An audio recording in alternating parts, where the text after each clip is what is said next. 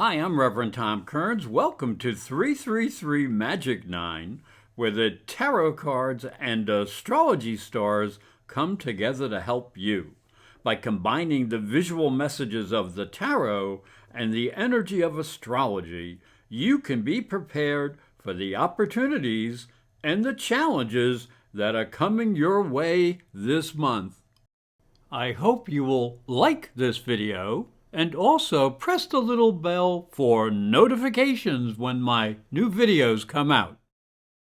The tarot card for the first week of the month is the Magician, which represents the powers of creation. The tarot card for the second week of the month is the Five of Pentacles, which represents a time of challenge. The tarot card for the third week of the month is the Sun, which represents joy and success.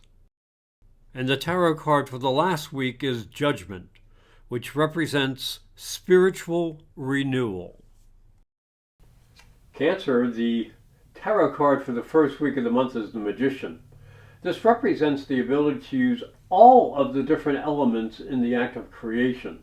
This is a very dynamic energy and suggests that what has been purged will make way for an energy that is much more constructive and creative. It also suggests that there is spiritual power that is being used on the Earth's plane. Now, as we look down into the astrology, the month begins with a full moon in Aquarius and your 8th house. This is a highly sensitive position that suggests you'll have to balance your deep feelings with your partners. If you are not aware of their needs, you may be headed for an emotional and financial meltdown. Now, this is reinforced by Venus in Leo and your second house of money and resources. It suggests you must make some adjustments in your values and spending habits. You may be repeating the same mistake over and over again, especially with this retrograde. Now, the Sun is also in the second house and squaring Jupiter in your 11th house of associates. This is important so that you understand you do not try to prove your value to friends and associates by being the biggest spender. That just won't work. Now, the tarot card for the second week of the month is the Five of Pentacles. It is thought to be a challenging card. It shows two desperate people walking past a church window in a snowstorm. It suggests a difficult time of suffering which could be abated. The problem is that the people are walking away from what might be their glimmer of hope.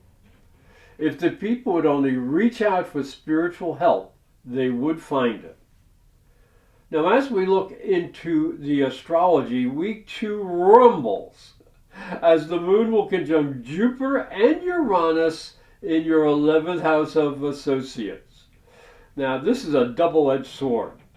The moon-Jupiter energy brings optimism and friendship that can help you succeed. But the later moon-Uranus energy can be quite willful, and people may be following their own ideas. Now, the moon in Gemini in the 12th house also squares Saturn in Pisces up in the 9th house. Now, this is a difficult square, and you need to be very understanding of others, for their beliefs and dreams may be different than yours. It may be difficult to come to a consensus. The Sun will conjunct retrograde Venus in your second house of money and resources, suggesting you need to be careful not to try to buy friendship or happiness. It just won't work. The tarot card for the third week is the Sun. This is the high season for the Sun.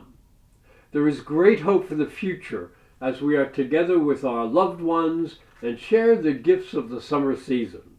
We are reminded with vacations, happy events, and celebrations. There is light in the world. This is a good time to heal wounds, enjoy your blessings, and try to make peace. Now, as we look down into the astrology, the third week begins with the Sun moving into Virgo in your third house. Now, this will put a focus on learning, assimilating knowledge, and planning travel. So use your mental energy in a disciplined and productive manner. You may have some impressive new thoughts and ideas. Now, retrograde Venus in Leo and in the second will square Jupiter and Taurus in the 11th. This is not a good time to try to impress friends and associates by spending money. It's better to watch and learn from the excesses of others, not your own. To complicate things a little bit more, Mercury in Virgo, its own sign, and in the third house, one of the houses he rules, will go retrograde at the end of the week. So you're going to need to be careful with any type of travel, scheduling, communications, or electronics. So just be a little bit aware. There might be some bumps in the road. The tarot card for the final week of the month is Judgment. It shows the angel Gabriel blowing the horn of awakening. You can see the people rising up from what appears to be a graveyard to a brand new life. So this card represents the possibility of a new beginning and a higher consciousness.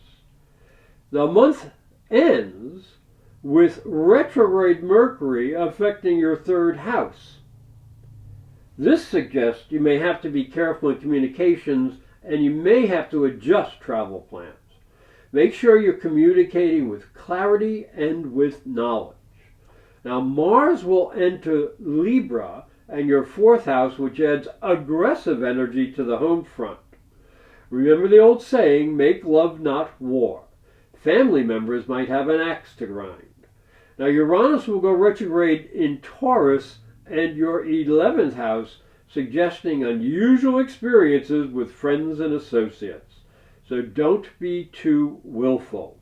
And the month will end with a hypersensitive full moon in Pisces in your 9th house. So you're going to have to be open to the feelings and the beliefs of others. They may help you expand your boundaries and understanding. Hi, I'm Reverend Tom Kearns, and this is my story. If you are a spiritual seeker, it may help you on your journey. I believe your spiritual development is as important as your religion. If you look at Christianity, it focuses on the life of Jesus. But Jesus was never a Christian. He was Jewish.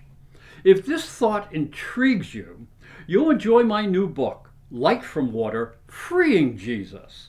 It's available on Amazon.com and through fine bookstores. And it may help you on your spiritual journey. Thank you for watching.